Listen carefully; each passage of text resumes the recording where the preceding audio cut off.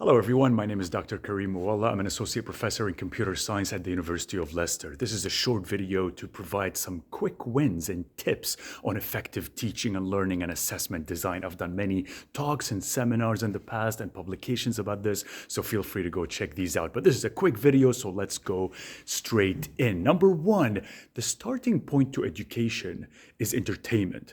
If I'm not passionate about what I'm talking about, why should you be passionate about listening to me? Project your message through your delivery in lecturing. As an educator, I always say, if you learn while you're laughing, you would want to learn more of that. What's amazing about curiosity is that it's infectious. When you're curious about something, when something blows your mind, people who are listening to it will most likely feel the same way. The interest of the student versus the enthusiasm of the teacher. Which one has more impact on the learning process and its effectiveness? It's an interesting question.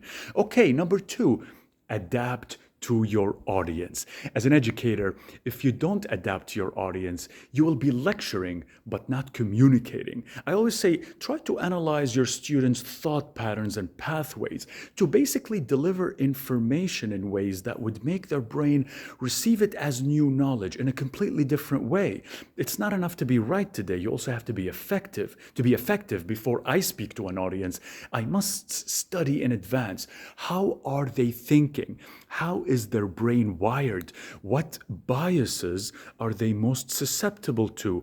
Where are their receptors? And then when I pass on information and knowledge, I will maximize the chance of them to say, oh, I never thought of it that way. Tell me more. Okay. Number three, distinguish between breadth and depth of learning. Breadth of learning refers to the full span of knowledge of a subject, but depth refers to the extent to which specific topics are focused upon and specific topics are amplified and explored.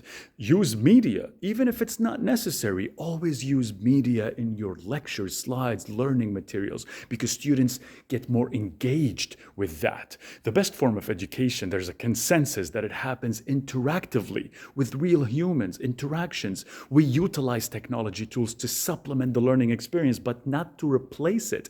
How we use technology is the question. So supplement learning with technology. Don't replace learning with technology. Okay.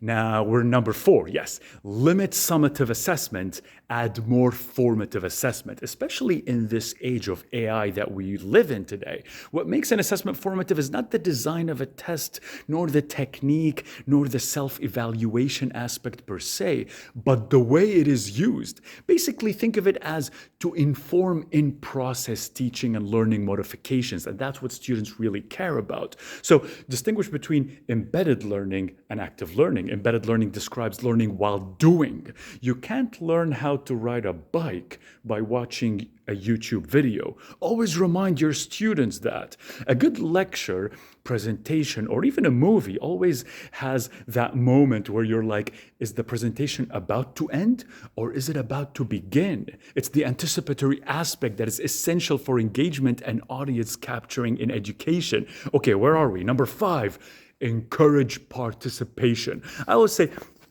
if a good student is someone who never disrupts the class or obeys every rule in the class, then by that measure, I was never a good student, not even close. I used to challenge my educators, which brought out the best in me. And the good teachers I had actually liked that a lot about me and encouraged that behavior in their classroom. Okay, finally, number six, remember, we live in the age of AI today. This is actually my personal pedagogical research. So please join our special interest group, the AI University of Leicester special interest group. Attend all the seminars and talks that I give on AI for higher education. But very quickly, remember, with multimodal AI, what can be an incredible learning tool for students can also be a major challenge for teachers. You can take a photo of your physics homework and say, mark it. Now then, make it better.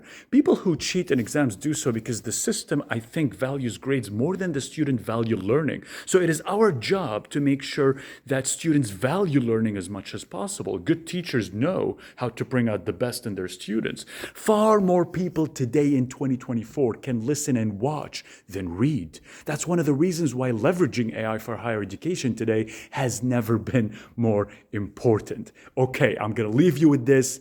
My name is Dr. Karim Mualla. Take care.